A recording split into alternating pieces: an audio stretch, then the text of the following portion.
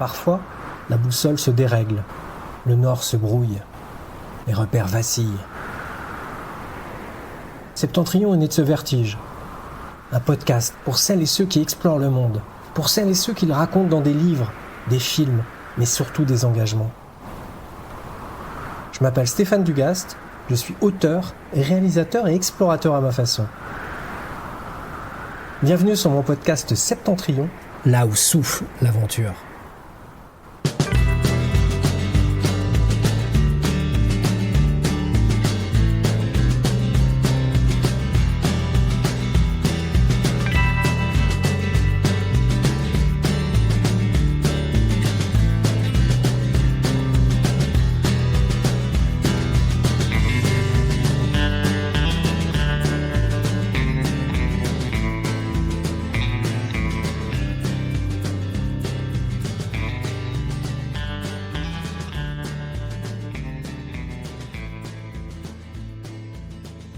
C'est vrai qu'il est plus facile de raconter une expédition en pleine forêt amazonienne à la rencontre d'une population perdue que de parler de Dieu et la science. Sujet casse-figure s'il en est.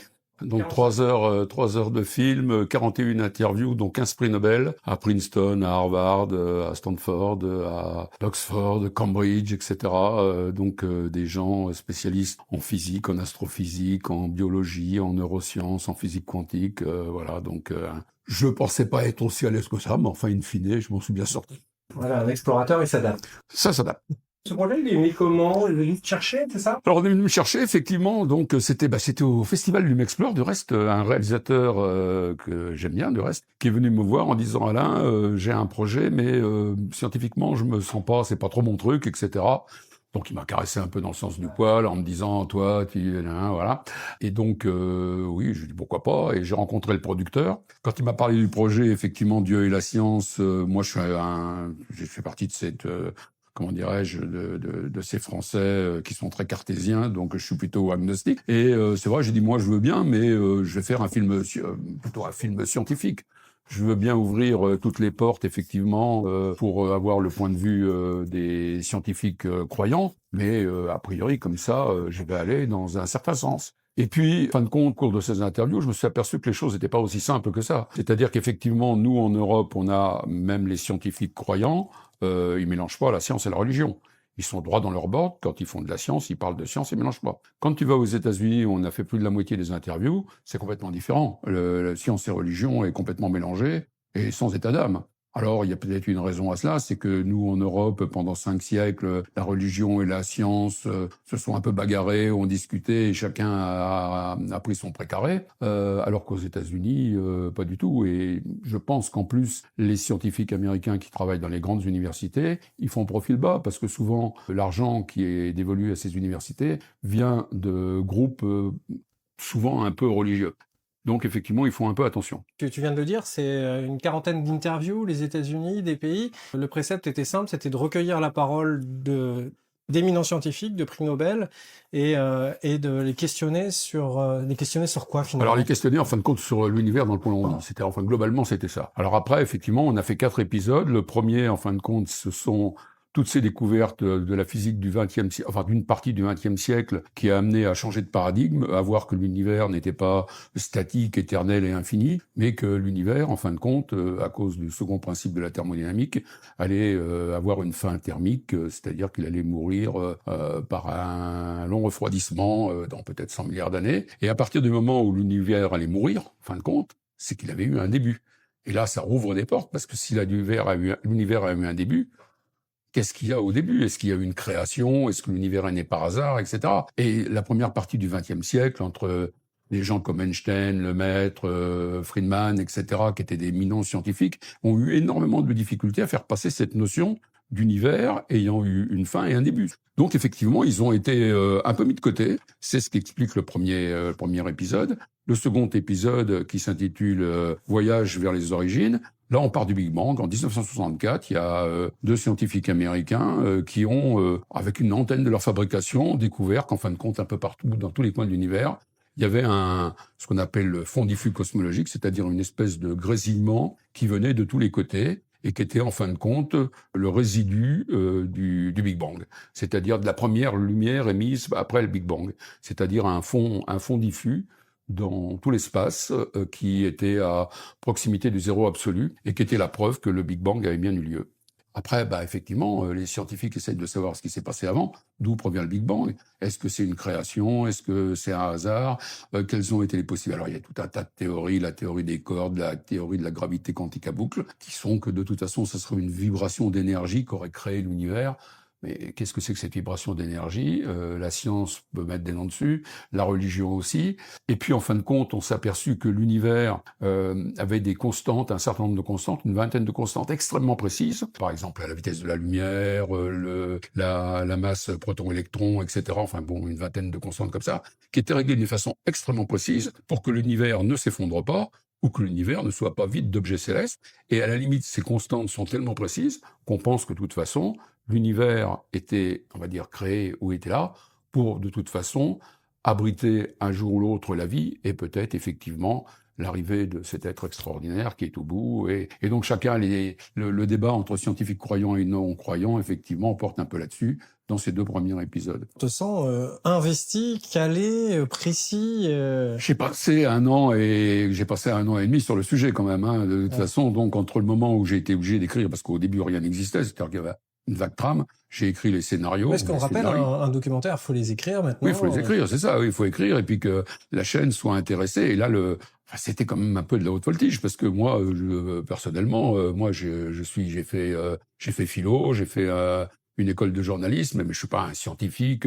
Alors évidemment, il y a des choses qui m'intéressent, l'astrophysique, tout ce qui concerne l'espace, ça m'intéressait. C'était des domaines où, à la limite, il n'y a pas de problème, je pouvais me raccrocher aux branches. Même si je connaissais pas tout, je pouvais. Par contre, évidemment, quand tu commences à rentrer dans les problèmes de biologie, d'évolution, de neurosciences, de physique quantique, là, tu as intérêt effectivement à réfléchir un peu avant de t'y lancer. Donc il y a eu ça. J'ai écrit après une trentaine de questions en tant que béotien, en fin de compte, je me mets à la place, en fin de compte, du grand public. J'ai écrit une trentaine de questions sur chaque sujet, et à tous les scientifiques, je leur posais exactement les mêmes questions. Alors parfois ça débordait, ou parfois je relançais dans des domaines divers et variés, mais en gros, c'est bien que j'avais des trames comme ça, et j'avais des réponses de scientifiques croyants, des réponses de scientifiques non croyants, puis après il a fallu faire un tri dans tout ce fatras, c'est-à-dire que ça représentait 1h30 d'interview par scientifique, tu vois, ça, 41, ça fait 60 heures d'interview, il a fallu trier là-dedans, il a fallu trier le pour et le contre aussi, c'est-à-dire, parce que c'est vrai que la science pure, elle est aussi dogmatique, autant dogmatique que la religion. Donc il fallait effectivement tenir compte, en fin de compte, de la vie des uns et des autres, mettre en perspective, et puis surtout après, trouver des images pour illustrer tout ça, ce qui est pas évident, parce que quand tu parles de l'univers ou de la conscience, les images, elles sont pas faciles à trouver, de toute façon. Donc il y a eu beaucoup d'images de synthèse, des images qu'on a été chercher à la NASA ou sur iStock ou des choses de ce genre, et puis surtout, au moment où tout ça a été mis en forme, il a fallu écrire les commentaires, parce que j'ai été obligé quand même de réexpliciter un certain nombre de choses. Parce que parfois, il y a certains scientifiques, même en travaillant sur l'interview pour le rendre compréhensible, il y a parfois des moments où il fallait leur donner un petit coup de petit coup de dépoussiérage de polish, pour que ça soit clair, voilà. Histoire que ça soit clair. Et l'épisode 3 et l'épisode 4, il va s'agir de quoi? Alors l'épisode 3, donc effectivement, c'est le passage de l'inerte au vivant, l'origine de la vie. Est-ce que la vie est un sous-produit naturel de l'univers et que la vie existe partout dans l'univers? Ou est-ce que la vie n'est apparue que sur notre planète, de toute façon, tout à fait par hasard, après une succession absolument incroyable d'accidents? Donc là, effectivement, tu as, c'est pareil, des positions complètement différentes entre la religion, entre les scientifiques religieux, enfin croyants, et les scientifiques agnostiques, de toute façon, des points de vue complètement différents. Mais le problème, c'est que pour l'instant, on ne sait pas, puisqu'on est incapable de reproduire la vie en laboratoire. Comment 2 cailloux, de toute façon, ont fauté pour fabriquer une cellule vivante, ça, personne ne sait, de toute façon. Alors, il y a tout un tas d'hypothèses. Au bout de ces hypothèses, de toute façon, on s'aperçoit, comment dirais-je, la façon dont on conçoit l'apparition de la première cellule vivante. Ensuite, il y a les problèmes d'évolution. Et est-ce que cette évolution est dirigée? Parce qu'on s'aperçoit que l'évolution va vers de plus en plus de complexité pour arriver à un être conscient capable effectivement de regarder l'univers. Donc la religion s'empare de ça, la science aussi. Parfois, la religion et la science sont complètement opposées là-dessus, et parfois elles se rejoignent. C'est assez intéressant du reste. Est-ce que l'être humain, en fin de compte, l'apparition de l'homme était inéluctable? C'est la question. Et ensuite, quatrième volet, donc effectivement, l'émergence de la conscience. Autre problème, d'où vient la conscience? Est-ce que la conscience, c'est le produit de nos milliards de connexions neuroniennes, en fin de compte, neuronales, pardon? Ou est-ce que la conscience, ou une partie de cette conscience, elle est extérieure au cerveau? Et le cerveau ne serait qu'un récepteur radio, en fin de compte, qui ressemblerait à une conscience extérieure. Et là, pour faire le pont, cette conscience extérieure, si elle existe, de toute façon, il n'y a qu'une solution, c'est les effets quantiques. Donc le cerveau, on s'est aperçu, des neurobiologistes se sont aperçus que au niveau des synapses et des connexions neuronales, tu as des canaux ioniques extrêmement minuscules qui seraient capables d'effectivement de supporter les effets quantiques. Donc on est obligé d'expliquer ce que c'est que la physique quantique et de s'apercevoir que de toute façon, dans la physique quantique, il y a effectivement un certain nombre de choses qui montrent que le monde que l'on connaît n'est pas réel. En fin de compte, le monde est ondulatoire, c'est-à-dire que notre perception du monde, ben ça, quand tu vas de plus en plus loin, que tu casses les atomes, etc., en fin de compte, il n'y a rien. Tout dépend du regard que l'on porte dessus. Et donc, à partir du moment où il y a une autre réalité, il est possible que cette autre réalité amène effectivement, s'il y a un être extérieur à tout cela, que la conscience soit aussi, une partie de la conscience vienne de l'extérieur et passe par des effets quantiques pour aller jusque à notre propre conscience. J'allais dire, ce film, cette série, c'est finalement quelque part la synthèse de tout ce que tu as fait depuis des années, ou c'est un prolongement, c'est un avatar, c'est quoi? Oh, c'est pas la synthèse de ce que je fais, puisque c'est quelque chose en plus. De toute façon, moi j'ai passé mon temps à râler au moment où j'ai fait ce film. Je me suis dit j'aurais pas dû accepter, c'est trop casse-gueule, effectivement. Et puis, in fine, tu te prends au jeu.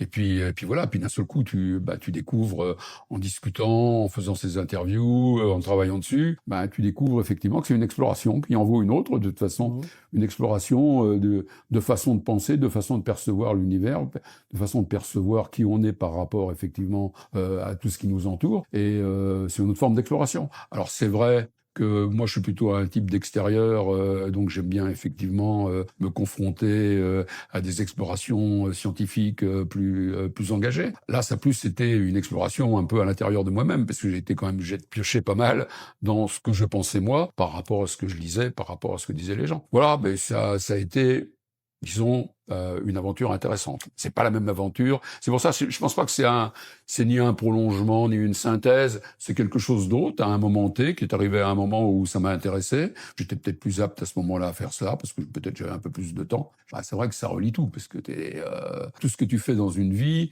tout ce que tu peux explorer, tous les gens que tu peux rencontrer, toutes les discussions que tu peux avoir, quelque part, tu les retrouves à un moment, effectivement, dans ces questionnements, qu'est-ce que l'univers, d'où on vient, où on va, pourquoi on pense, pourquoi on est là, pourquoi lui il est comme ça, pourquoi il y a des animaux comme ça. Enfin, toi, je veux dire, oui, c'est quelque part aussi quelque chose de synthétique, mais un peu extérieur à ce que je faisais d'habitude. Mais a priori, compte tenu du fait que c'est quand même une série qui a coûté assez cher, mine de rien, enfin assez cher, en fin de compte de la logique de ce que donnent des chaînes, fait 5 semaines de tournage entre les États-Unis, l'Angleterre, l'Allemagne, la France, etc. Il y a 400 et quelques mille euros d'images de synthèse, plus une centaine de milliers d'euros d'images achetées à droite et à gauche. Donc déjà, ça a un coût. Puis il y a quand même, en temps de montage, parce qu'il a fallu quand même se prendre un peu la tête, disons qu'en temps compensé, il y a bien eu 5 ou 6 mois de montage, de toute façon, plus les finalisations, etc. Donc effectivement, c'est une série qui a un coût. Le petit Alain, à 8 ans, il habite où? Il est où? Le petit Alain, à 8 ans, il habite Bourges.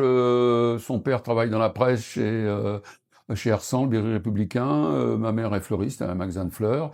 Qu'est-ce que je souhaite? Je dois être en 8e ou un truc comme ça, oui.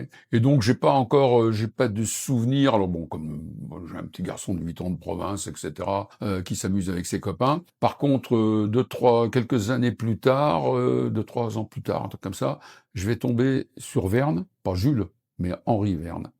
Bob Moran. Bob Moran. Et là? Et quand j'avais 12-13 ans, la vie de Bob Moran, parce qu'il allait partout, je veux dire, il avait une vie d'aventurier absolument incroyable, désexualisé, mais d'aventurier quand même. Et déjà, ça me faisait rêver. Et alors à l'époque, je voulais être pilote de chasse, etc. Bon, puis après, à partir de la 4e, j'ai voulu devenir journaliste, et puis après, j'ai pas machiné, mais voilà, c'était un peu, les choses se sont passées un peu comme ça. Puis bon, après, t'as tes lectures qui te font rêver. Mais c'est vrai que, alors je pensais, moi c'est pour ça que je voulais faire du journalisme, parce que le journalisme ouvrait les portes. Je pensais pas d'abord Primo, moi quand j'avais 8 ans, 9 ans, la télévision, c'était balbutiant. Et il y avait une chaîne avec de la neige qui s'éteignait à 9 heures du soir. Donc t'y pensais pas, je veux dire. Mais par contre, le métier de journaliste, les grands journalistes, les grands reporters de guerre, les aviateurs, les René Mouchotte, etc., tout ça me faisait rêver. Je savais que je serais dans ce truc entre l'aviation, l'aventure dans les jungles, etc. Je savais que c'était un domaine dans lequel je savais pas encore comment, mais c'était le domaine qui m'intéressait. Et tu l'occupes depuis Eh ben, quelques années. comme disait l'autre, vaut mieux vivre ses rêves que de rêver sa vie.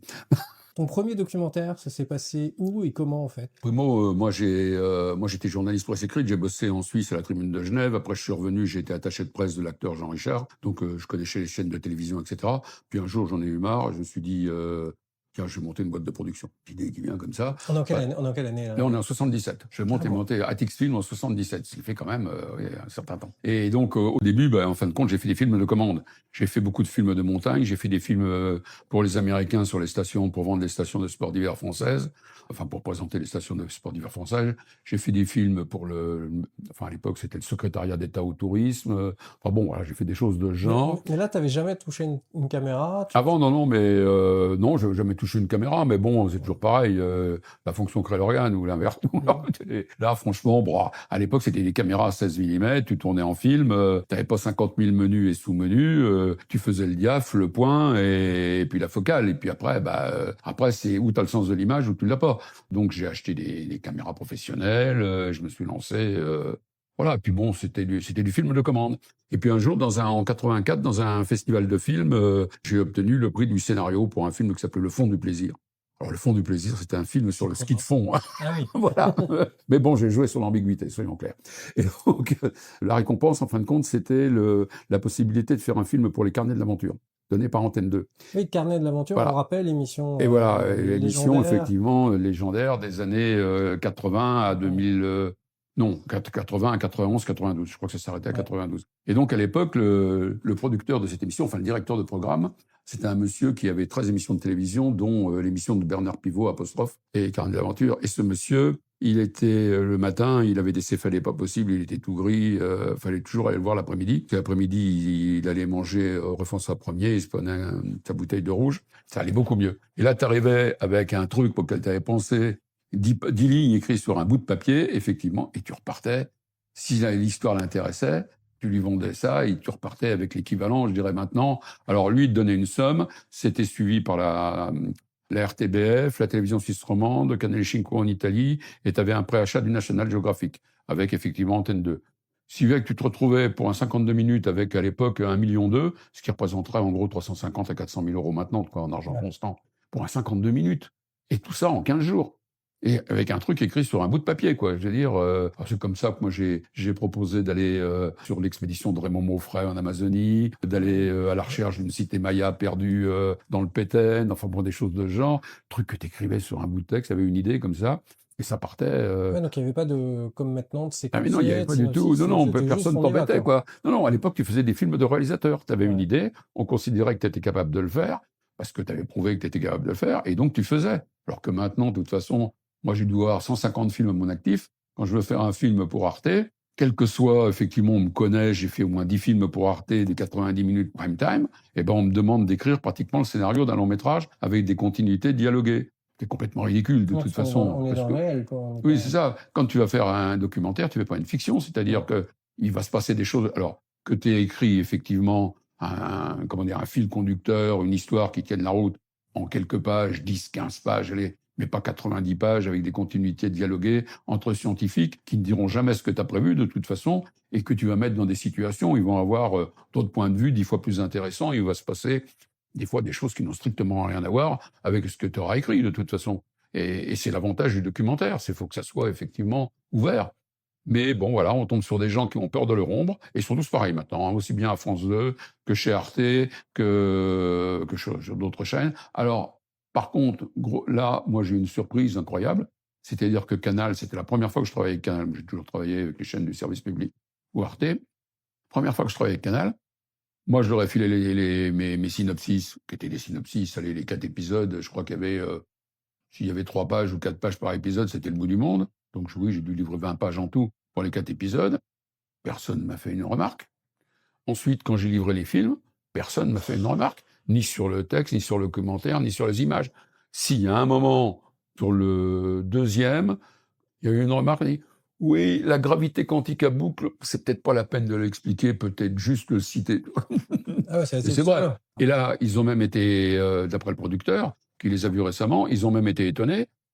Il dit, bon, on avait un peu peur qu'effectivement, que ça soit un peu trop, ça fasse un peu trop de prosélytisme ou que ça soit un peu barré. Moi, j'avais dit dès le début, non, hors de question de faire des prosélytismes. Hein. Donc, ça les a rassurés. Alors que Bolloré, il est quand même complètement les doigts dans la prise. Hein. Donc, voilà.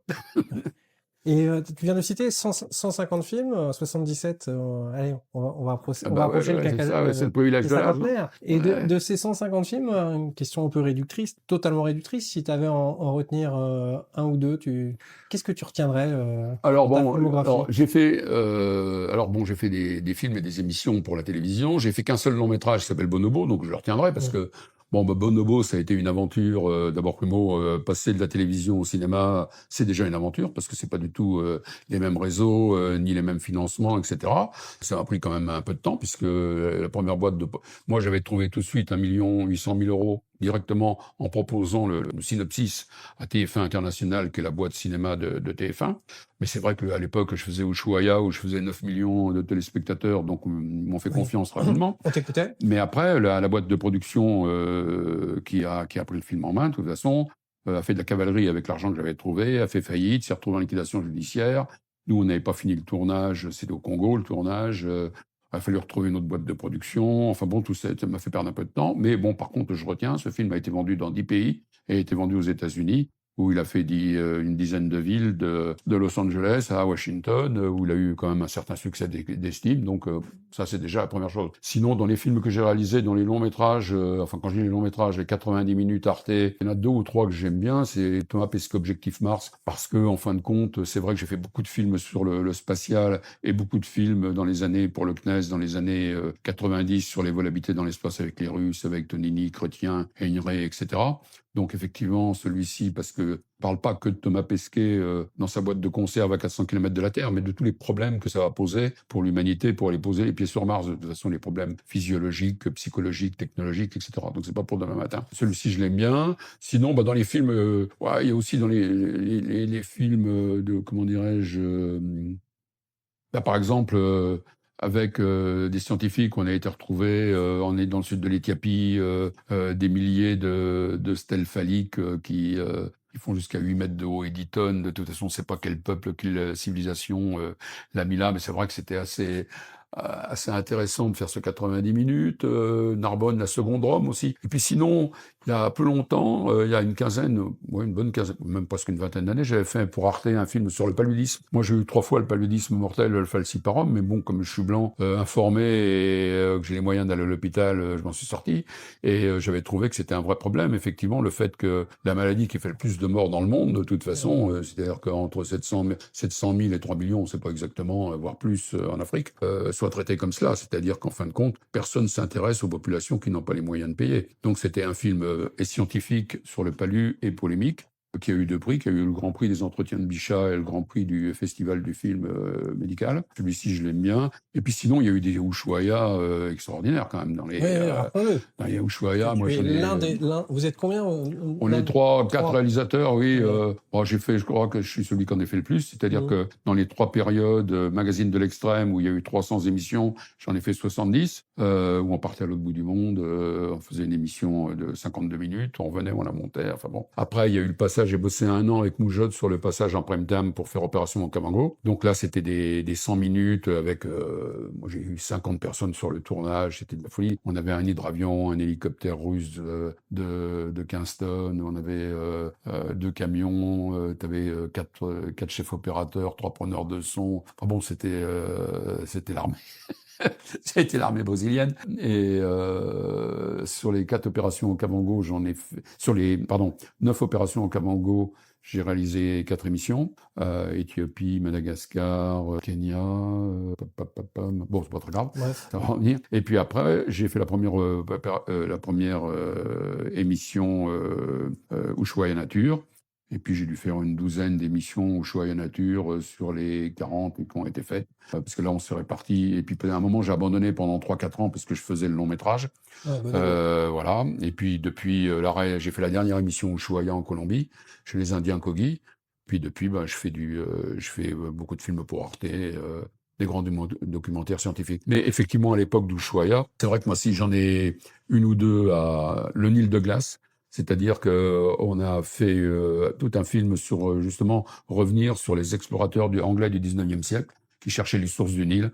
Alors, les sources du Nil, il y en a plusieurs. La plus longue rivière, le plus haut sommet, c'est-à-dire le Rwenzori à 5200 mètres d'altitude, le lac Victoria, etc. Enfin bon, le lac Tadin en Éthiopie. Parce que ça a été vraiment une quête extrêmement intéressante et tu te rends compte comment ça a été extrêmement difficile pour les explorateurs anglais de trouver les sources du Nil. Nous, on avait tous les moyens. On avait des avions, on avait des hélicoptères, etc. Bon, c'est beaucoup plus simple. Celui-là, Madagascar, j'ai fait 2 émissions à Madagascar qui m'ont bien plu aussi. Les rescapés du Gondwana et puis le truc de l'île Rouge. Enfin bon, donc on a fait de l'exploration dans des endroits à Madagascar où complètement inaccessibles à l'époque, comme le Macaï. On était les premiers à descendre dans le Macaï, dans les grandes cygnes. Enfin voilà. Donc le Macaï qui a donné envie. Qui a donné envie, effectivement. Après, bien sûr. Notamment. Parce que c'est intéressant la façon dont on a découvert le Macaï, c'est-à-dire qu'on avait fait une première émission en 96, en revenant en hélicoptère, on passe au-dessus de ce massif qui ressemble, vu du ciel, à un cerveau humain. Un gros cerveau humain avec autant de circonvolutions qui sont des failles ou des canyons de 400 mètres de profondeur, etc. Ouais. Et c'est inaccessible, c'est-à-dire que tu peux pas passer d'une faille à une autre. Et alors, ce qui est extraordinaire, c'est que dans ce Macaï, il y a Éric Gontier, minéralogiste du Muséum d'histoire naturelle, qui avait fait l'exposition sur les pierres précieuses et les diamants, qui m'avait dit tu vas dans le Macaï, mais le Macaï c'est la même formation géologique que l'Ichal de toute façon, ou exploité depuis une trentaine d'années maintenant par c'est qui sont je suis en train de chercher, c'est les Thaïlandais effectivement qui exploitent le rubis et puis le rubis. Il m'a dit tu devrais regarder. Il m'a passé un marteau puis il me dit si tu vas en repérage, on partait en repérage, je me souviens. Enfin, on avait un hélicoptère. Et il dit, ça serait bien que tu me ramènes quelques morceaux de roche pour que je vois effectivement s'il y a quelque chose. Et moi, je fais mon repérage, on oublie complètement. On avait posé l'hélicoptère au fond d'un canyon, au bord d'une rivière. D'un souvenir, complètement oublié de prendre quelques échantillons pour Éric Gontier. Je ramasse un bout de caillou comme ça que je mets dans mon sac à dos. Sur le bord de la rivière, et puis j'oublie complètement. 3 semaines après, il y a Éric Gontier qui me téléphone, qui me dit « Alain, est-ce que tu m'as ramené des échantillons du Macaï ?» Je dis « Non, je suis complètement désolé, j'ai pas eu le temps. Enfin, si, je t'en ai ramené mais un caillou que j'ai récolté sur le bord de la rivière, etc. » Donc, je lui ai donné avec son marteau de géologue. Et 15 jours après, il me téléphone, il y avait 3 rubis à l'intérieur, des tout petits, etc. Et quand on a été faire le tournage là-bas, on ne dit rien à personne. Et on n'a jamais rien dit, de toute façon, parce que sinon, ça aurait été... parce que l'Ichal... moi, c'est sur la Nationale 7 à Madagascar, donc c'est un massif gréseux, un massif dérivant qui est venu d'Afrique il y a 100 millions d'années ou quelque chose comme ça. Et un massif gréseux, donc ça se modèle dans tous les sens. Et il y avait une route nationale qui descendait vers le sud de Madagascar. Et moi, je me souviens, j'avais fait un footing sur cette route exactement à l'endroit où, en fin de compte, 1 an ou 2 ans plus tard, ils ont trouvé effectivement des rubis et des saphirs. Et depuis, il y a une ville qui s'appelle Elville, une ville de 100 000 habitants. Enfin, une ville, une espèce de truc de 100 000 mecs qui creusent des trous, des taupes, avec des baraques en bois, les prostituées qui viennent, une espèce d'économie qui s'est fait là. Mais le peuple malgache en profite pas, bien sûr, parce que c'est exploité par les Thaïlandais. Je pense que quelques personnes à Madagascar envoient les retombées autour de la présidence, mais ça va pas beaucoup plus loin. Donc voilà, donc ça avait été des choses de ce genre-là, en fin de compte, c'est vrai. Et puis mais alors ça revient justement à l'époque des carnets de l'aventure, pas des carnets de l'aventure, des carnets de l'aventure. On avait prévu de faire un 52 minutes sur le réveil du volcanisme à Java. Et donc tu as à Java une vingtaine de volcans, le Merapi, le Raong, le Sumberu, etc., qui sont en phase de réveil, extrêmement dangereux pour les populations locales qui vivent avec des villes parfois d'1 million d'habitants qui vivent au pied de ces volcans. Puisque je pense que doit y avoir sur l'île de Java qui fait 900 km de long sur 3 terrains de football de large, je plaisante, mais c'est quand même un peu ça. Il y a, je sais plus combien, 150 millions d'habitants, enfin c'est énorme. À Java, de toute façon, tu pars de Jakarta et tu vas à l'autre bout de l'île, il n'y a pas un endroit au bord de la route où tu peux t'arrêter. C'est-à-dire qu'il y a des populations partout. Tu ne peux pas aller faire pipi contre un arbre, c'est pas possible, de toute façon, tu as du monde partout. Et donc, c'est extrêmement dangereux. Donc, on était parti avec des scientifiques, et l'idée, c'était avec des ULM de l'époque, on est en 90, des ULM de l'époque, qui étaient des ULM pendulaires, avec des moteurs de 64 chevaux, de monter à 4000 km au-dessus des volcans avec différents 4000 mètres, capteurs. Ouais. T'as dit kilomètres, mais oui. J'ai dit combien? Kilomètres, donc là, 4000 km. Ah non, j'ai 4000 mètres. Ah oui, pardon, 4000 mètres. Oui, à 4000 mètres au-dessus du volcan qui font généralement 3000, 3500 mètres d'altitude. Et avec des capteurs dans les nuages de fumée, etc. Ouais. Parce que des fois, il y en a certains qui se réveillent et toutes les 20 minutes, t'as un grand jet de poussière, etc. Et puis évidemment, il devait arriver il devait arriver un jour en passant au-dessus d'un volcan. Il y a l'hélice en bois c'est le pot d'échappement avec les vibrations, etc. Parce que effectivement, quand tu passes sur les bords des lèvres d'un volcan, même si le volcanisme est pas important, la différence de température fait que l'ULM, il part dans tous les sens. Donc à un moment, je sais pas ce qui s'est passé, il y a le pot d'échappement qui s'est dévissé, qui est passé dans l'hélice en bois, l'hélice a explosé, elle a percé la toile, et heureusement, c'était Roland Magalon, que tu connais peut-être, qui était le pilote de l'ULM, qui a profité, donc il est à 4000 mètres d'altitude, l'endroit pour atterrir était, je sais pas, à 20 ou 30 bornes. Il a profité de toutes les pompes aérologiques en passant au-dessus d'une forêt avec des arbres de 40 mètres de haut, où tu pouvais pas te poser de toute façon. Et il a réussi à poser le truc. Je peux te dire que là, ça a été la trouille, avec le caméraman qui était avec, ça a été la trouille de leur vie. On a eu, par contre, sur les 2 pilotes qui étaient avec nous, il y en a 2 qui se sont tués dans l'année qui ont suivi. Pas sur le tournage que je faisais, mais faut dire qu'à l'époque, les ULM, c'était pas une science exacte, enfin, ces ULM pendulaires. Enfin, utilisés dans des conditions qui sortaient un peu du domaine de vol. Voilà, donc c'est vrai que ça avait été un film qui avait pas mal de prix, qui était assez intéressant. Enfin voilà, après, c'est toujours pareil, dans mes souvenirs, j'en trouverai un certain nombre. Et là, tu viens de l'évoquer, la notion d'aventure, de risque. Nos glorieux aînés qui ont fondé la Société des Explorateurs en 37, c'était d'ailleurs sur le goût de l'inconnu, mais aussi le goût du risque. Le risque, la mort, etc. Il y a un moment où tu l'as côtoyé de près, tu as commencé à te dire, où tu as toujours été insouciant là-dessus. J'ai jamais été, j'ai pas un courage physique extraordinaire, mais j'ai jamais été inquiet. C'est-à-dire que, c'est toujours pareil. Moi, j'ai plus été inquiet. Parce que quand on a commencé les carnets d'aventure, tu filmais des fous fêlés qui faisaient moi, j'ai filmé des mecs en montagne, le skieur du vide, les mecs qui se lancent dans des pentes comme ça, les mecs qui faisaient trois faces nord en 24 heures, ou les mecs qui faisaient de l'hydrospeed dans des trucs, dans des torrents pas possibles, ou des trucs comme ça. Moi, j'ai plus eu peur à un moment de filmer un mec qui se tue pour la caméra. Ça, c'est un truc pour les carnets de l'aventure, et même des fois sur Ushuaïa. J'ai toujours eu un peu cette angoisse-là. Maintenant, alors moi, j'ai réglé un problème, par contre, à l'époque des carnets de l'aventure, c'est que moi, je faisais partie, quand j'étais jeune, j'avais la trouille en avion. Il y avait vraiment une trouille bleue. Quand je prenais l'avion, j'attendais que je prenais une cigarette, le premier whisky, etc. Et quand l'avion se posait, j'étais à moitié bourré, donc ce qui me permettait de... Et donc, vraiment, j'avais peur, t'avais la phobie de l'avion. Ah ouais. Et un jour, en 85, il y avait une queue de budget pour Antenne 2, justement, pour les carnets de l'aventure. Et j'ai décidé de faire un film sur la patrouille de France, l'entraînement des pilotes de la patrouille de France. Voilà, j'ai téléphoné au leader de la patrouille de France, qui m'a accueilli, peut-être pas de problème. Donc je suis allé avec une équipe de 3 personnes, mais comme c'était moi le réalisateur et le caméraman, donc de toute façon, demain on vole. Et il m'a dit, mais faut qu'on aille voir le médecin quand même à l'hôpital Laveran à Marseille quand même pour voir si c'était apte au siège éjectable. Et puis il me dit non, c'est trop loin. Il y a le capitaine médecin de la base, c'était donc à Salon de Provence. Le commandant médecin, il va te faire passer ça. Le mec, je vais le voir, il me dit, vous êtes enrhumé? Non. Vous avez mal au dos? Non. Ok, apte. J'ai été apte pendant 10 ans au siège éjectable. Et à partir de là, donc j'ai fait 2 fois la patrouille de France. J'ai fait le Tour de France dans toutes les configurations avec le présentateur officiel du Mirage 2000. J'ai fait du combat aérien en Mirage 2000. J'ai été le premier avec les Russes en 91 à la chute du communiste. On a été en MiG-25 à 25 km d'altitude. J'ai fait faire du combat aérien entre Sukhoi 27, qui se met dans la position du Cobra, et MiG-29. J'ai volé sur tous les types d'hélicoptères, les avions, donc c'est-à-dire que ce jour-là, j'ai fait peur à ma peur. C'était un truc, tu vois, complètement irrationnel, cette peur-là. Sinon, alors je suis pas plus courageux qu'un autre, mais on a toujours essayé de se mettre dans des configurations.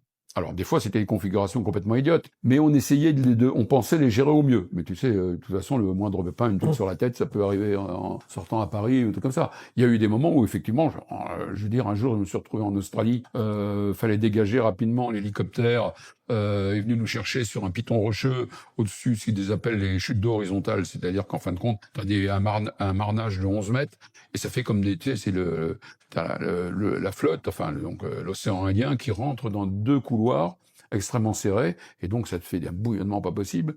Et il a fallu chercher les mecs, et au dernier moment, l'hélicoptère, il vient te chercher, et puis il peut pas se poser parce qu'il y a des turbulences au-dessus du truc.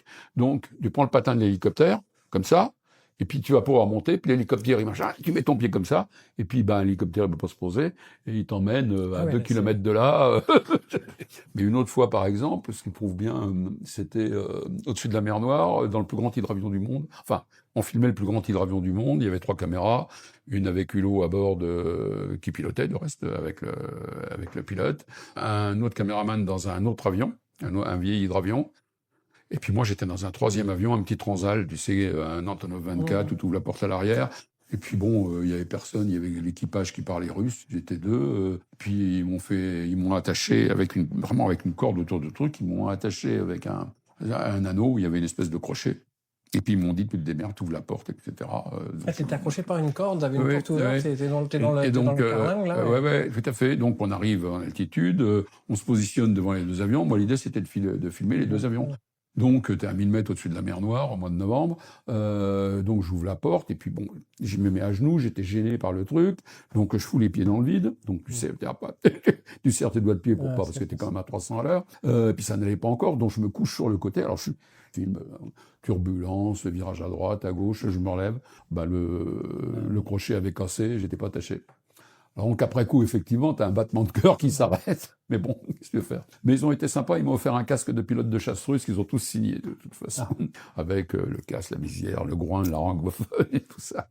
Bon, t'as des moments comme ça, mais au moment où t'es dedans, t'y penses pas, t'es pris par le... Et puis, le problème, c'est ce qui est toujours un peu dangereux, c'est quand tu tiens une caméra, faut faire très attention, parce que sans le faire exprès, tu te mets dans des situations souvent dangereuses, parce que tu es complètement obsédé par ce que tu as dans l'œilleton, en fin de compte, tu fais pas gaffe à ce qui t'entoure. Et ça, c'est un peu un souci. Mais quand tu filmes, t'es pris par ce que tu fais, donc tu penses pas automatiquement. Donc t'as pas peur, t'as pas peur, t'as pas une peur quelconque des choses. Mais c'est comme ça que peuvent arriver les accidents, effectivement, ça c'est une chose. Puis c'est toujours pareil, tu sais, les moments où, quand t'en as fait beaucoup, genre sur 40 ou 50 ans de vie un peu qui sort un peu on va dire de l'ordinaire. Il y a des moments certainement où je pense que j'ai dû pas être franchement rassuré ou avoir un peu, tu vois, dire bon t'y vas, mais bon t'y vas parce qu'il faut y aller quoi. Mais je pense que t'oublies. Tu te souviens à chaque fois on te demande quel est le meilleur moment que t'as passé. Le meilleur moment que j'ai passé. Voilà, c'est pareil. Il y a trop de souvenirs. T'as des souvenirs globaux comme ça. Ouais. Alors si tu te mets à réfléchir comme ça, si t'as le temps, mais au moment où on te pose une question, tu dois répondre en 2 secondes, tout ça est un peu flou quoi. Tu t'arrives pas à retrouver, ou alors faut avoir vécu. En 90, en pleine époque communiste, il y a un contexte qui fait que tu t'en souviens bien. Par contre, il y a eu des moments peut-être où le contexte était moins, mais le risque était pire. Mais tu t'en souviens pas automatiquement sur le moment. Et au rayon des regrets, on en avait parlé, ça fait de nombreuses années. Au rayon des regrets, il n'y a pas le fait de ne pas avoir écrit, de ne pas avoir tenu des journaux de bord, de ne pas avoir fait ses récits, tout ça pour avoir une trace. J'ai pas de frustration de ce côté-là parce que, en fin de compte, j'ai quand même passé la moitié de ma vie, en fin de compte, parce que t'es pas toujours en tournage, hein. Enfin, quand j'ai la moitié de ma vie, une bonne partie de ma vie, à écrire des projets, à écrire des commentaires, les commentaires des films, etc. Donc, j'ai pas mal écrit. Alors, c'est vrai, et alors, je compte sur le fait que je suis hypermnésique, j'ai plutôt une bonne mémoire. Je me souviens de tout, tu me dis n'importe quelle date, etc. Je me souviens, et c'est vrai que je suis souvent la mémoire de mes propres amis, ou même sur les tournages au Ushuaïa, des gens ils se souviennent plus, alors moi je me souviens effectivement ce qu'ils ont fait alors que j'y étais pas. Donc j'ai une excellente mémoire, et je me suis toujours dit que si un jour, donc les choses sont encore en moi, alors parfois effectivement, faut que tu prennes 2 minutes pour retrouver, tu sais, mais dès que tu tires sur un fil, ça revient, et ça revient plutôt bien. Dans le bouquin, là, le petit truc que j'ai écrit, les 10 ou 20 pages sur le cimetière des dinosaures, c'est un truc qui s'est passé en 94. Donc, le fait d'y penser, de prendre la plume ou l'ordinateur, je me souviens de tous les détails. Ça me revient, mais vraiment sans aucun problème. J'ai pas de flou. Donc, je me dis qu'un jour, je serai vieux. Approche à grands pas. Je me dis un jour, de toute façon, je vais m'y mettre. Sauf que j'ai pas encore trouvé, je l'ai pas fait, mais je l'ai pas fait pour 2 raisons. La première raison, c'est que écrire, c'est chronophage. C'est-à-dire que, de toute façon, quand tu écris 2 pages dont tu es content par jour, c'est exceptionnel. Parce que tu reviens dessus, etc., tu peaufines, enfin, quand tu as envie de bien écrire. Tu dis que si tu veux écrire un bouquin, tu en as pour 6 mois, facilement. Si c'est une compilation d'anecdotes, franchement, je vois pas l'intérêt. C'est-à-dire qu'il faut trouver l'axe pour effectivement te servir de ces anecdotes, pour que ça amène un peu plus de fond, un peu plus de réflexion. Il faut trouver l'axe. Il faut trouver le cheminement pour que ça soit pas une espèce d'autosatisfaction. Voilà, j'ai écrit mes aventures. Trouver quelque chose d'autre. J'ai peut-être pas encore trouvé parce que j'ai pas eu le temps, parce que j'ai toujours bossé. À chaque fois, j'avais un film qui n'attendait pas l'autre, etc. Peut-être que là, j'ai dans mes réseaux commençant effectivement à se casser la figure, la télévision devenant de plus en plus pingre et de plus en plus compliquée. Peut-être qu'effectivement, je vais me résoudre à l'écriture. Et justement, tu as vu ce cinéma d'aventure évoluer Oui, je l'ai vu évoluer de deux façons. Sur la forme, effectivement, maintenant c'est plus facile. C'est-à-dire qu'à l'époque, il fallait quand même pratiquement une équipe pour ramener effectivement des documents. Il fallait au moins être 3 personnes ou 4 personnes. Ouais, rappelle-le, plus jeune, il fallait... Oui, les caméras étaient grosses, il fallait il fallait un réalisateur, il fallait du matériel lourd, un agra, des caméras qui pesaient 15 kilos, tout un matériel, l'éclairage. Je veux dire, si tu allais dans des endroits où il fallait de l'éclairage, c'était pratiquement Hollywood qu'il fallait amener avec toi. Ça a changé maintenant. De toute façon, les caméras, elles ont plus besoin de lumière. Tu mets du 12800 ISO natif, donc tu tournes pratiquement partout. Moi, je me souviens avoir rêvé de caméras où tu pouvais t'envoler avec ta caméra pour les filmer. On a inventé le drone maintenant avec des capteurs absolument incroyables qui te font une image d'une précision, qui te remplacent les grues, qui te remplacent les hélicoptères avec des cinéflex. Enfin bon. Et maintenant, je veux dire, à 2 personnes, tu vas faire un tournage. C'est clair. Ça, c'est l'évolution. Par contre, ce qui n'a pas bien évolué, c'est que l'accès à la télévision devient de plus en plus compliqué. C'est-à-dire que les moyens sont de moins. On te demande une Rolls pour le prix d'une 2 chevaux. Alors, si effectivement tu travailles, si c'est sûr que tu travailles à 2 avec ta copine qui est preneur de son, et puis tu travailles avec une GoPro. Ok, mais bon, tu passeras pas en prime time sur Arte à 21h. Hein. Ou alors, c'est que vraiment t'es tombé sur un truc exceptionnel. Donc c'est vrai que ça s'est quand même complexifié. Alors, ça s'est simplifié d'un côté, mais ça s'est complexifié pour l'accès effectivement aux chaînes. Alors si tu as toujours trouvé une petite chaîne qui va te payer 3 francs 6 sous, mais si tu veux faire un grand documentaire, un truc fouillé, où tu es obligé d'aller à l'autre bout de la planète, même si tu vas pas à l'autre bout de la planète, parce qu'on te demande de faire du son 5 points, on te demande d'avoir une image impeccable, on te demande d'avoir du fond, du sens, de faire des interviews, d'avoir des images exceptionnelles, d'avoir des images 3D qui coûtent la peau des fesses, mine de rien. Enfin bon, le problème, c'est que ça ne suit pas. C'est-à-dire qu'il y a 20 ans, ça suivait. En gros, tu trouvais les moyens, effectivement, d'emmener une équipe sérieuse sur les tournages à l'autre bout du monde et de faire des choses sérieuses avec un budget. Non, on te demande de tout faire, quoi. Moi, les derniers documentaires Arte que j'ai faits, tu tournes avec un chef opérateur, éventuellement un preneur de son.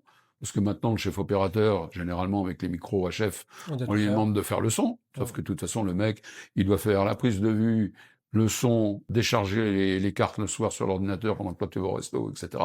Donc ça devient un peu un truc.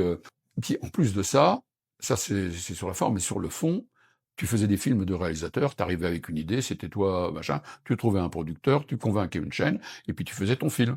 Maintenant, on te demande de faire des films de cases, où tout le monde met son nez dessus. T'as les producteurs, de toute façon, qui passent sous les fourches codines des demandes des directeurs ou des directrices de programme, et qui te demandent, alors qu'ils ont jamais fait un film de leur vie, qui te demandent des trucs complètement aberrant. Tu nous expliques, donc la case, c'est la... Ouais, c'est la case. D'ailleurs, on demande de faire un produit, voilà, exactement, qui correspond en fonction de l'idée qui se font du téléspectateur.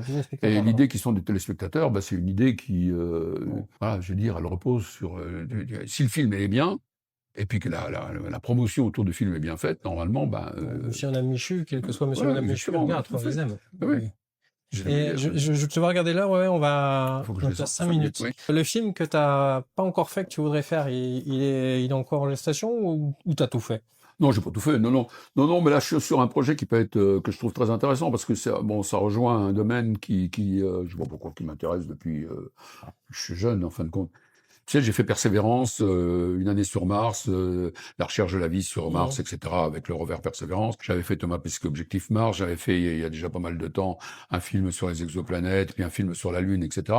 Et là, comme de toute façon, il y a ce retour d'intérêt sur la Lune, pour la Lune, parce que les Chinois ont été les premiers à vouloir y retourner. Ouais. Et puis les Américains se disent si les Chinois retournent, alors pour des concours égotiques, on va dire, c'est le premier qui va mettre le pied dessus. Et puis il y a aussi des intérêts économiques et des intérêts au niveau des minerais lunaires. Il y a l'hélium 3 qui pourrait, cet isotope de l'hélium qui pourrait fournir en carburant la fusion nucléaire qui n'est pas encore au point, mais quand elle sera au point, parce qu'il n'y a pas de déchets radioactifs, pas de CO2, mais il y en a des millions de tonnes sur la Lune, il n'y en a pas sur Terre. Parce qu'effectivement, c'est les rayons cosmiques.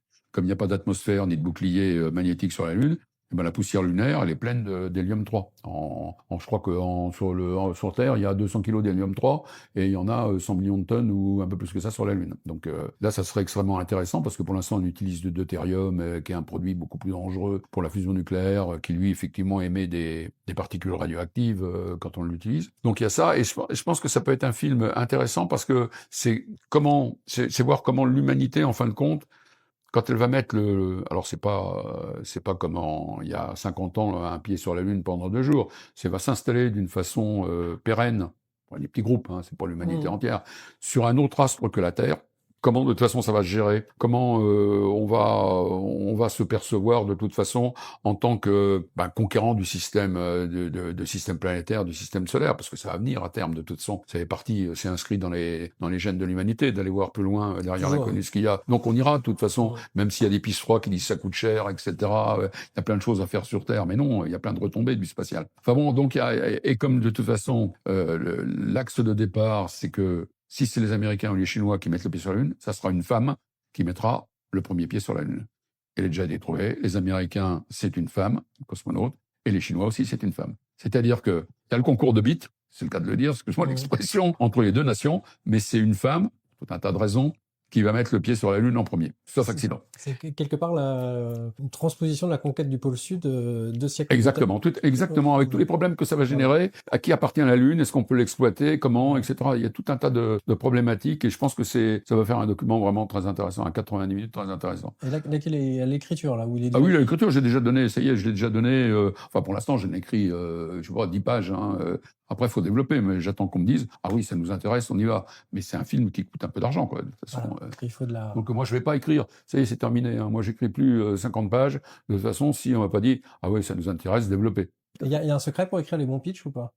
C'est une question d'habitude, de toute façon. Non, il n'y a pas de secret. Question d'habitude. Je pense qu'il faut prendre les gens par où ils attendent pas le truc. De toute façon, un exemple là, Bailly MC4 m'a demandé de travailler sur Vauban. Donc Vauban, tu penses automatiquement forteresse, etc. Et quand tu lis la vie de Vauban, ce qui est intéressant, c'est le cerveau de Vauban. Ce mec, il a pas arrêté. Il a pris des villes, il a pris, je sais plus combien, 59 villes en tant que militaire. Il a construit 150 citadelles. Il a protégé les populations, comment dirais-je, fabriqué la carte de la France de toute façon en la protégeant, etc. Servi le roi, critiqué le roi, écrit des trucs sur la façon de gérer les impôts, etc. Ce mec, il a vécu 74 ans. Il a fait 180 000 kilomètres à cheval. Parce qu'il allait partout, 180 000 kilomètres à cheval, d'une région à une autre. Il a jamais arrêté. Il travaillait la nuit, il travaillait à cheval, il écrivait. Ce mec, c'était un ingénieur, c'était un mathématicien, c'était un génie absolument incroyable. Et donc, la façon, justement, c'est ça, le pitch, c'est plus que les citadelles, machin, faire un truc, les citadelles. On va parler des citadelles. Mais c'est le cerveau de Vauban qui est intéressant. Tu vois, c'est dans le pitch, c'est voilà, ce mec, tu dis, voilà, il a pris 59 villes à la tête des armées, il a fait construire 180 citadelles, je crois, un truc comme ça. Il a fait, ou 150. Il a fait 180 000 km à cheval. Il travaillait sur son cheval, etc. C'était quoi le cerveau de Vauban, quoi? Puis après, tu tires. C'est ma dernière question. Et la mort dans tout ça? Oh, alors ça, de toute façon, je reconnais que je suis, je suis dans le déni. Enfin, une forme de déni, c'est-à-dire que je pense pas. Ma mort m'inquiète beaucoup moins que la mort de mes proches, quoi. Je veux dire, je pense pas à ma propre mort. Je pense que, passer son temps à s'intéresser à sa propre mort, c'est un peu de l'égoïsme quelque part. Enfin, ça veut pas dire que je suis mieux qu'un autre, mais c'est vrai que le sujet me passionne pas. On verra bien. De toute façon, j'ai vécu 4 milliards d'années avant de naître. Il s'est rien passé. Peut-être que ce sera pareil après. C'est ça qui est génial, c'est ça qui est extraordinaire. C'est-à-dire que tant que tu as des projets, de toute façon, tant que tu es un gambe physiquement et intellectuellement, tu peux continuer. Bon, il y a des gens qui ont bossé jusqu'à 90 ans. Donc voilà, après, le problème, c'est que le temps se raccourcit, parce qu'évidemment, tu le regardes avec un œil différent que quand tu avais 10 ans.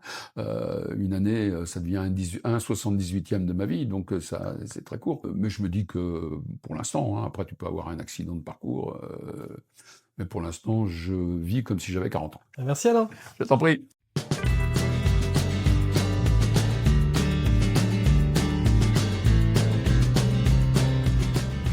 Merci à tous d'écouter le podcast Septentrion, là où souffle l'aventure. Rendez-vous bientôt sur les plateformes avec un nouvel invité. Et comme disait mon grand-père, Kenavo.